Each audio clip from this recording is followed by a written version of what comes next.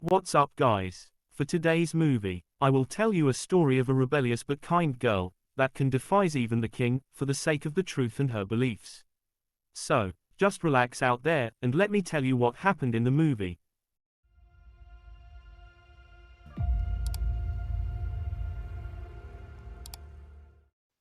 The film opens like a fairy tale, with the narrator talking about a young woman named Marie-Josephe, who was born and raised in a convent. The narrator also told that she was a rebellious free-spirited girl, who often causes trouble for the nuns, but mainly for Abbess. Meanwhile, in France, King Louis XIV was preparing to give a speech to the French citizens, but an assassin fired his weapon at him. He then got hit, but luckily unharmed.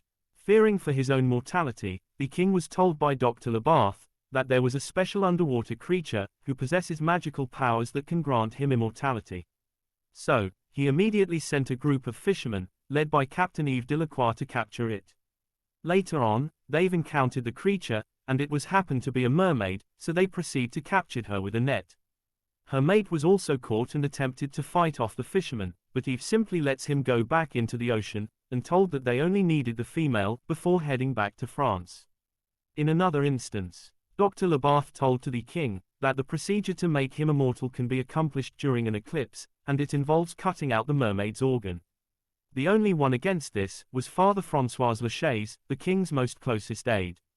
As per the king's request, Father Lachaise sent a message to the convent where Marie-Josephe was living.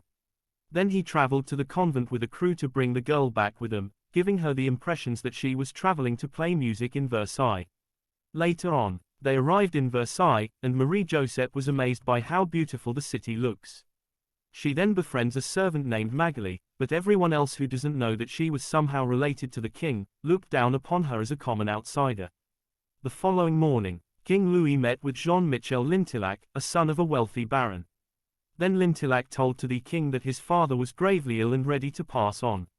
After that, the king discussed with Father Lachaise that the boy stands to inherit a fortune, and passing down his father's title would benefit everyone.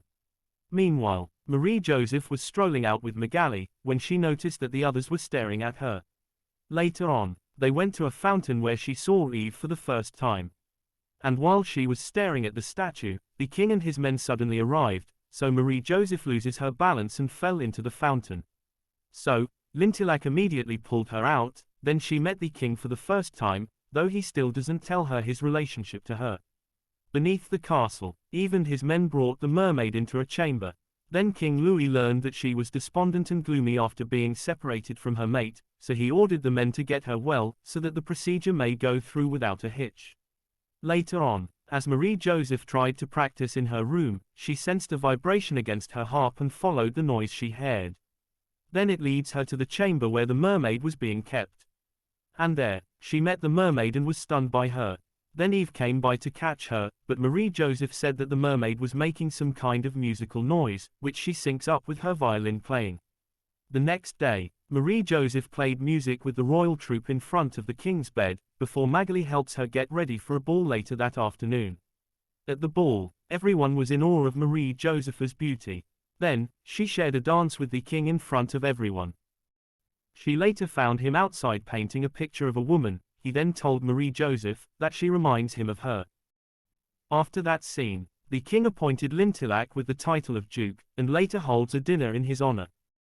At the dinner, Yves and his crew discussed their tale of sailing to capture the mermaid, to which Lintillac makes snide comments, prompting Yves to fire back with more comments that offended him.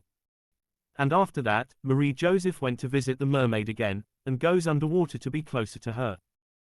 Yves later takes Marie-Josephe to ride horses, but she fell off and severely broke her arm. Then Dr. Labarthe states that the arm will need to be amputated to prevent infections, even though everyone thought there must be another way, including the king. Later on, Yves carried Marie-Josephe along with Magali to see the mermaid and places her in the water. Then the mermaid used her powers to heal her arm completely. Then Magali and Yves were amazed at the mermaid's true power. After Marie-Josephe saw her arm had healed, she assumed that King Louis has brought the mermaid to France to heal the citizens from sickness, but she was told that the mermaid was for the king's purpose only. She later walked around the courtyard with Yves, and the two shared a kiss. In another instance, the king arranged for Lintillac to marry Marie-Josephe so that they can share in Lintillac's fortune. Then Father Lachaise summoned her, after she spent more time with the mermaid who took her to swim.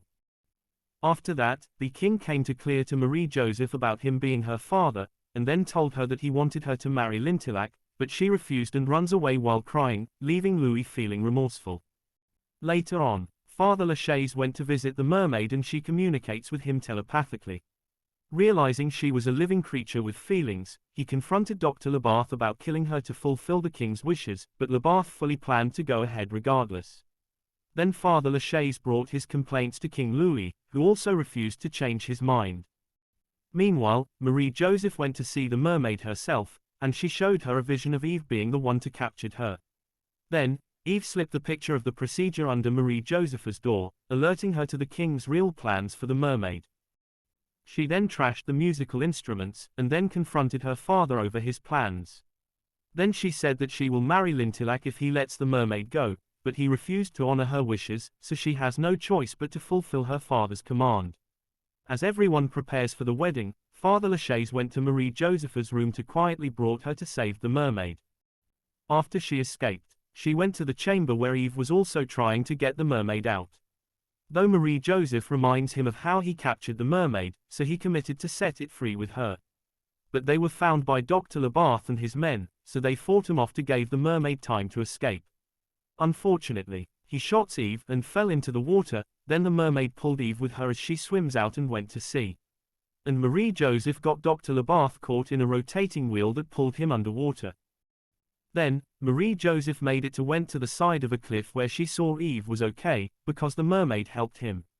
While King Louis and his men arrived and prepared to shot the mermaid to go through with the procedure, but Marie-Josephe gave him the choice to have immortality that he wanted, or his daughter's life. Then she jumped off the cliff and hits the water hard enough to injure her. So King Louis had no choice but to told his men to stand down with their rifles so that the mermaid can revive his daughter. And after Marie-Josephe regained consciousness, Yves and her swam to the boat that waiting for them. While the king watched them left together with the mermaid. Then Father Lachaise told to King Louis, that because of that, he became a great king and a great man. After that scene, Marie-Josephe and Yves sailed to find the city of Atlantis, so that the mermaid can be reunited with her family. And when they arrived, she took her underwater to see the city up close. And that's the end of the story. Thank you for watching, guys. Please don't forget to hit the subscribe button. See you in our next movie recap.